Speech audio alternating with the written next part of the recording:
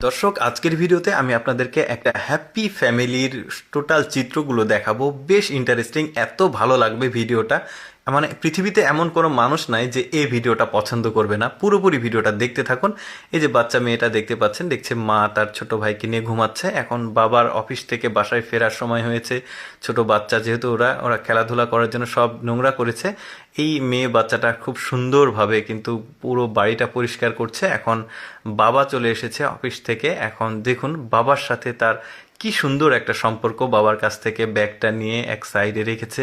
এখন এই মেয়েটা একটা স্যুপ নিয়ে এসে বাবাকে দিচ্ছে খাওয়ার জন্য। তারপরে বালতিতে করে পানি নিয়ে এসে পা পরিষ্কার করে ধুয়ে দিচ্ছে। দেখুন, বাড়িতে একটা মেয়ে থাকলে কত কিউট, কত সুন্দর একটা ব্যাপার। দেখুন, তারপরে আরেকটা দেখায়।